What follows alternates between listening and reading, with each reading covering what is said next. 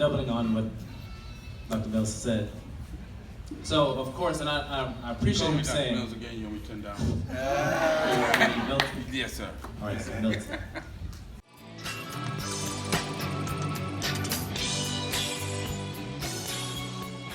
Milton, I appreciate him saying, Seventh-day Adventists encourage you to be plant-based. That's the key word.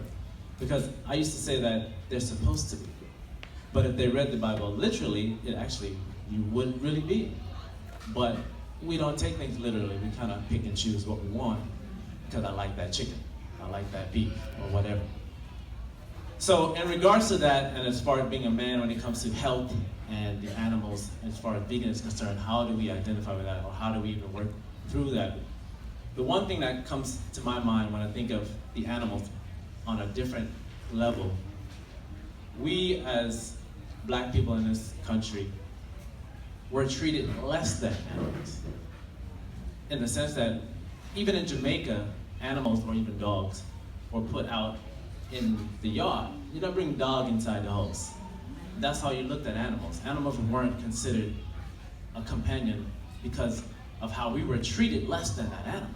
So when it comes to being vegan, a lot of times we get criticized for not being all about the animals. And when you're not all about the animals as a vegan or as a plant-based, you're really not vegan. But I say to that is, you haven't walked in my shoes or even understood my culture, where I came from, to see why I can't see that just yet.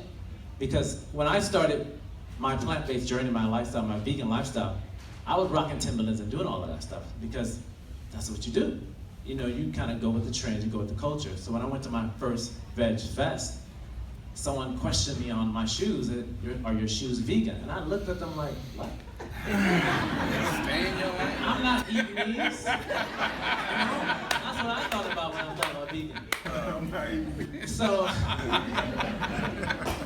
but now when it comes to that terminology vegan, I don't even like to use it as much because to me, it just should be the way it is, not a terminology or a label that we have to live behind. And it seems that we always are labeled, we have to label everything. Okay, this is a box of vegans, this is a box of this, and box of here. So in different boxes, you're not allowed to be an individual. So you have to be an individual first, and then they say, oh, he just happens to be plant-based, because now I don't push that I'm a vegan bodybuilder, I'm a bodybuilder that designs people's physique, and then, oh, by the way, I don't eat any meat as well. And then with the health aspect about it, I look at health a little differently. I think a lot of times we think of health as clean food or clean eating, what have you. That concept of clean eating is not necessarily, that's more of a fitness concept that shows that if your food doesn't have oil or this, that, or the other, it's clean. But when you think of health, from the way I look at it, health is about nutrition. So if you're eating something that's more nutritional, dense, that's a healthy food. It's okay because I still eat donuts and cupcakes and all those things as well, but I'm still able to maintain a physique and my internals check out as well. So that's how I look at it when I look at it as far as the health and the animal aspect of it.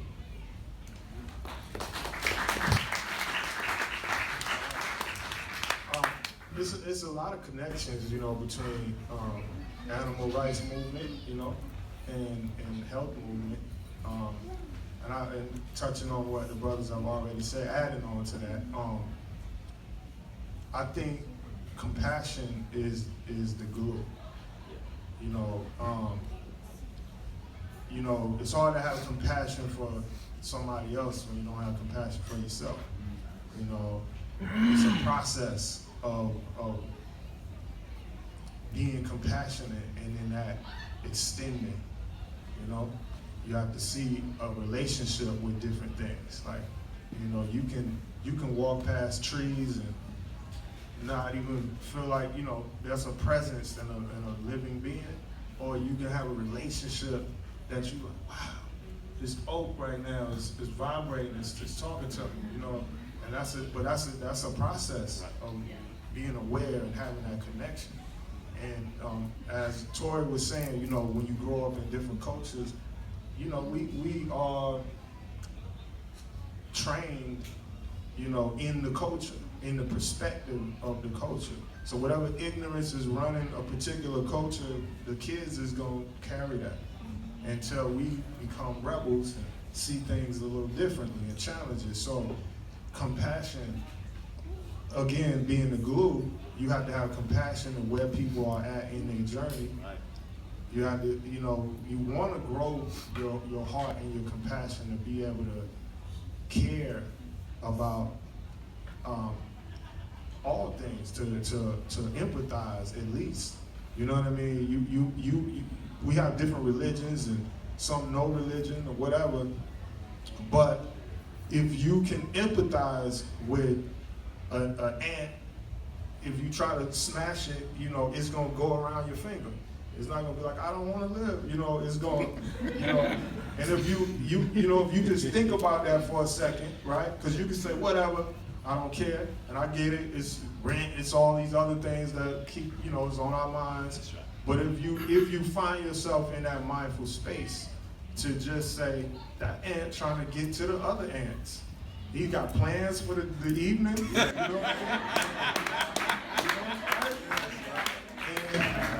what I mean? But in our social dynamics, right?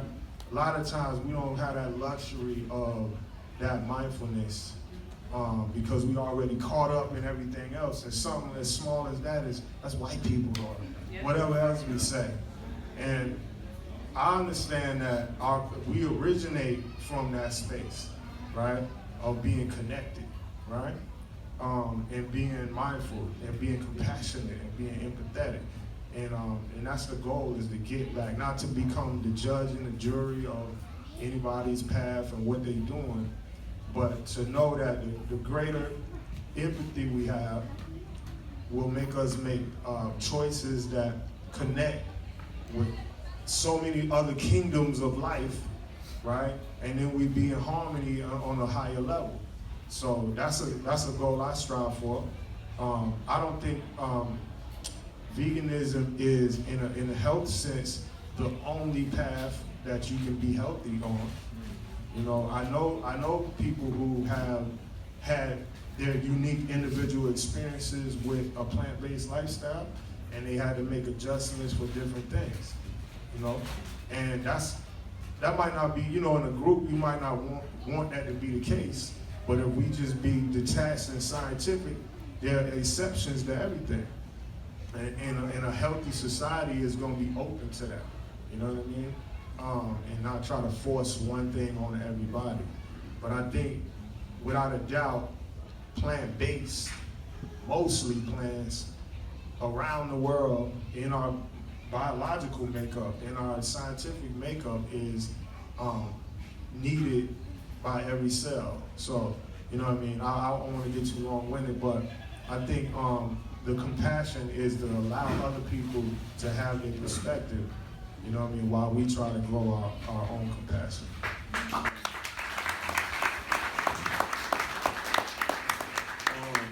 I remember going to a Veg Fest one time, and they said, this lady got on the speak before I got on the microphone, and she said, if you go vegan for your health, that's the most selfish thing you can do.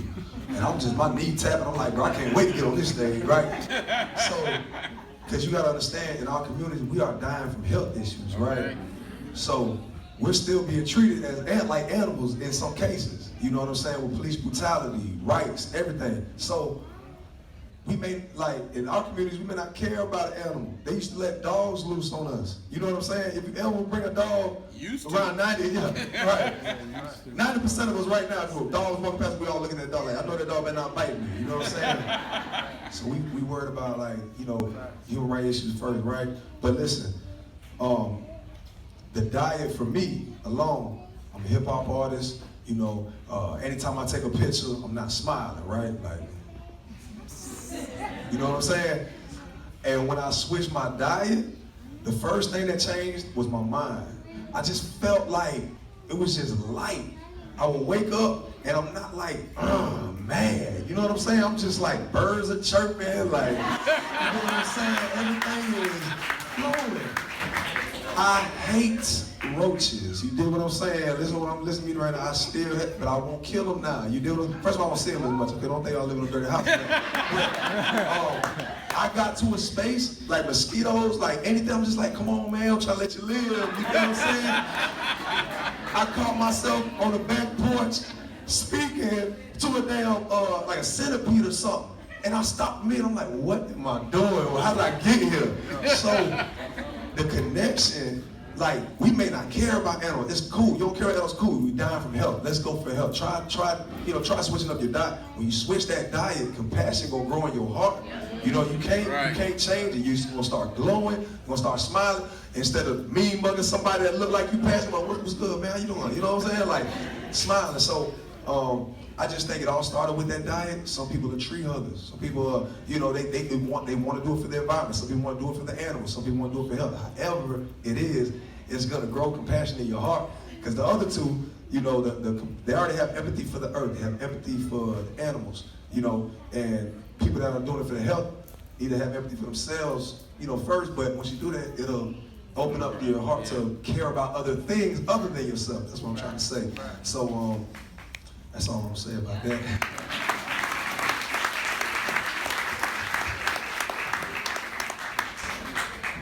So I just want to open it up for a couple questions.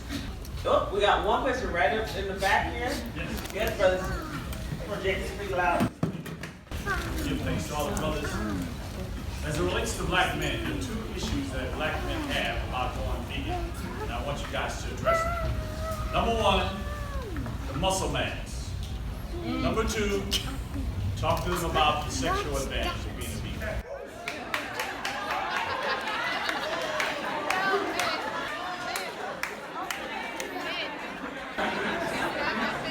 You might got all of them out, dog. You got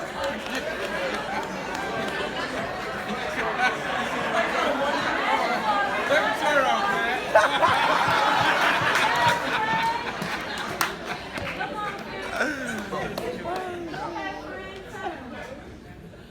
Y'all are funny. Well, what's your name again? Kevin Jenkins. Kevin. Thanks for the question, Kevin. Really good question. I appreciate your question. So when it comes to muscle mass, you're right. Because a lot of times, even when I started competing, I'd be backstage, and the guys would see me backstage, and they would look at me like, damn, he looks good. And when I would mention to them that my lifestyle, I want to say that, I say lifestyle, just for me, I don't say diet, because when I think of diet, I think of those 4 words, you spell them out, you got D-I-E, right? So we're not here to die yet. We're here to thrive, we're here to live, and that's why we're eating the way we eat, because we're thriving, right? And that's why Gray is talking to centipedes, because centipedes thrive as well. So, Mills puts it best. Milton puts it best when he talks about amino acids and where it comes from, because protein is the building block. Amino acids are the building block of protein. And so a lot of times when guys think about putting on muscle mass, they think about, I have to eat meat, I have to eat animal protein or animal flesh in order to do that. Not necessarily the case, because it's really about calories. How many calories you're getting in, the carbohydrates. You need all of that in order to build size. So carbohydrates fuel you through your exercise, through your daily activity, and without them, now of course everybody metabolizes them differently. So some can have upwards of 1,000 grams a day, some need as low as 100 grams. You don't want to go too low, because then you're putting your body in too much of a ketosis, which I think we all know now, a lot of the research that's coming out on ketosis is not good. So with that being said, it's not a problem to put on size. Everybody has a different structure. You may need to eat more versus the other person. I think when people do go vegan or plant-based, they automatically assume to just eat salads or greens, when the caloric density when it comes to those things aren't high enough to fit where they came from. So you have to look at where that person came from when it comes to what they have been eating to maintain that size, and then they switch over to keep that size and then moving forward. Since my competition days of starting, I started out competing at about 148. I now compete at about 165. So that's muscle mass still being put on within 10 years. And when you do it naturally, natural muscle comes on slower process than enhanced, where I'm increasing my protein synthesis by taking drugs or what have you. As far as the other one, What was the other one again? the other one, the sexual prowess of a, that's what you were saying, the sexual prowess of a plant. Yeah, we know. I mean, the arteries are less clogged, so you know it gives you more stamina. You don't need those extra pills to help you grow. You got it all day, all night. The easiest way to get to that, to answer that question is the two most populous nations on the earth eat a largely plant-based diet, China and India. They both have over 1 billion people, okay? So obviously they don't have any trouble getting busy. And probably the best people to answer that question would be the women these guys are dating.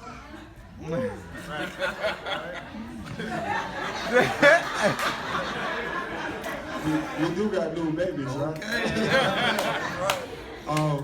I want to, Torre was gracious enough to help us with a project that we worked on, because I've been, super slim my whole life, and I've been, doing martial arts and running and all this good stuff, but I wanted a challenge of like actual weight training, right? And because of his expertise, he wrote the foreword to our project, Eat Plants, Lift Iron.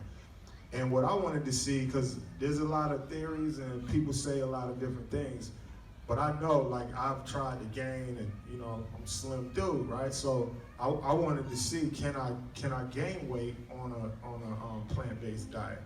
So we set up an experiment. We gave it 6 months, and because I have allergies, I'm a long-distance runner. I'm not gonna be eating no meat.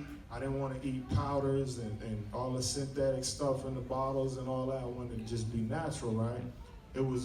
People was like, there's no way you're gonna gain no weight, right? So I kept my stipulation. I'm gluten-free, so I couldn't eat the seitan and all this stuff. I'm nut-free, except for ground nuts. So I can eat peanuts, but no other nuts. So all the nut meat and all the protein from all the nuts, I couldn't do that. Like I said, no synthetic powders. I'm a distance runner, so 10 miles every other day. I didn't want to lose that. So I kept that going, and all I added was 2 things. 3 days of weight training for 1 hour, and 500 extra calories, right? That's it, whole food, no nothing else. And in 2.5 months, I went from 167 to 187.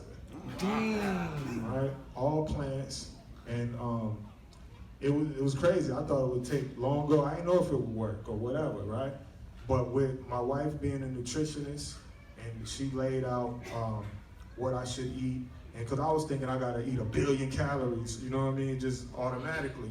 But she was like, if you eat all that extra food, it's not gonna be healthy. You know what I mean? It's gonna clog up different things, whatever. So she was like, you're gonna ease it in. The most you want to put is 500 extra calories and blah, blah, blah. So I wasn't really eating drastically different than a plant-based diet, but it was just certain points in the training. Like I gained that weight real fast, and I had like a gut. You know what I mean? And then so we had to do lean bulking. And then I couldn't do oils and different things, and I seen what bodybuilders a little glimpse of what bodybuilders be going through, and I was like, I don't want to lift no weights. You know what I mean? The discipline is crazy, but we documented the whole process in a little book called Eat Plants, Lift Iron, for other people who might be ectomorphs, is what they call it, naturally slim, or people who just might believe the theories or whatever. I love the freedom of life where you could test shit. You know what I mean? You could set up an experiment, you know what I mean? Control the variables as much as you can, write that shit down, measure it, and see what happened. And so, we got the metrics right there in that book. So that's another example people can check out, Eat Plants, Lift Iron.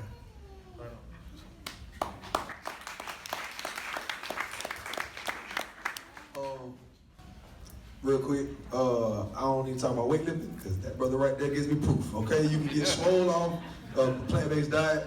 Fellas, I'm gonna tell you like this for real, bro. It helps you, okay? I played college football, okay? I was 215 at my max. Talking about chisel, looked like Torre. You know what I'm saying? Like, all right, not like just like him, but I was ripped though. I worked out every day, ran, blah, blah, blah. Have a little sweet pie over the crib, you know, back in the day. And you know, sometimes you just like, come on, it's time to get up, like, come on. And it just don't happen sometimes. I couldn't fathom. I'm like, is something wrong with me? You know what I'm saying? There's no way that I couldn't, you know, went vegan, like salt, okay? No, for real though, if you have that problem, I know it's somebody in here. I know it's somebody that's at that gas station buying that damn horny goat pill or buying whatever. I've been that man, okay? I know somebody in here like that. I'm trying to tell you, not one problem, man. And it's a beautiful thing, man. Babies come very fast. All right, we have time for one more question. Brother over here had his hands up. I want to know, in the vegan community, are there any programs set up for teaching how to grow food?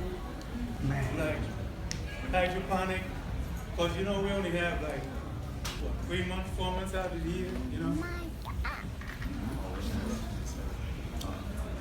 There's, I'm trying to remember the name of this. We did some work with Toyota Green and I can't remember the name of the farm, but there's several farms in Brooklyn. And I think there's, we really close. It's a neighborhood farm, like, but I'm slipping the name. But definitely, if you Google, you know, Brooklyn local farming movement, you're gonna see people who are doing the same thing, like what Omawali is doing with this, but in the farming community. And I'm sorry that I can't remember the name, but we actually went and we built beds in, you know, urban areas that don't usually be having no farm, and cleaning those abandoned lots. And there's not only in Brooklyn, but around the country, that's like a booming movement. In all type of urban areas, people are doing that.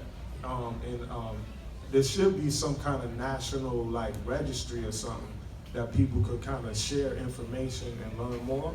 And I'm sorry that I don't have that information, but I know Brooklyn is on that. If anybody knows about Brooklyn Gardens, or I think it's called. The lady in the back has got some information. She said she had some. Okay, great. So the reason why I said that too, because, you know, we should know how to grow our own food and get it instead of somebody else feeding it to us. Right. I just want to share a little tip with you guys. One of the positive sides to this kind of go green movement with changing your light bulbs, compact fluorescent light bulbs are full spectrum light, meaning they will grow plants indoors. You know, your regular incandescent bulb is not full spectrum light. You can't grow nothing on that. But compact fluorescents are full spectrum light. They will grow plants indoors. So you just put you a little bed in your window, grow you some tomatoes, some lettuce, whatever you want to grow. Put those lights on timers, give them 12 hours of light a day. You can grow whatever you want, except corn. Can we hear from the sisters? Okay, yeah, I'll take a question if there's any. I don't have a question, but to go back to you talking to your bug, I buried a bee because I saw he died. She died, and so I was like, "Oh my God, the bee! Don't step on it. We gotta bury it." And everyone was like, "Okay, so you're not alone." Right. If there's an elder in the back who has her hand up. Yeah. Can you hear me? Yeah. I'm so glad to see all y'all young black vegans. I've been a vegan all along. So glad to see y'all.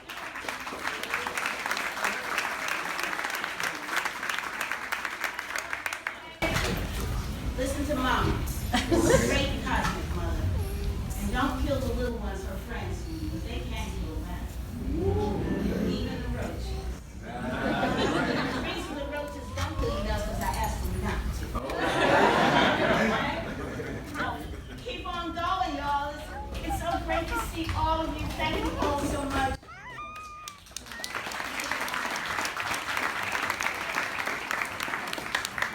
And here, but Torre, did you have one I more? just want to say something real quick.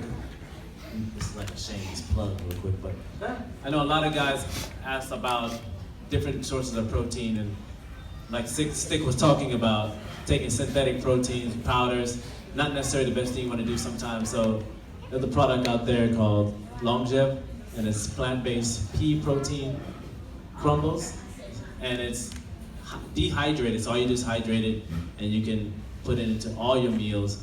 And the great thing about it when you're thinking about protein is that a 55-gram serving has about 40 grams of protein. So when you're thinking about, oh, I need to get my protein, I need to take a shake, you don't have to do a synthetic powder. You can still get it from food. Longev. Pea protein crumbles. Okay.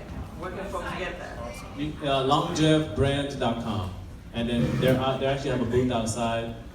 Jasmine is in here, so you can talk to Jasmine and everybody else if they're out there. You can sample it.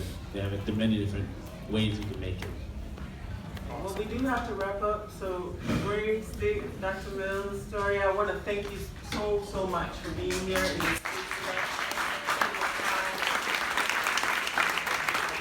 Thank you very much. Thank you all for being here. Like I said, Queen of Food is coming up next, so you really should stick around for that. Just give us a few minutes to switch stuff out, okay? Great. Thank you everybody for I did coming. not We realize appreciate that you. Thanksgiving.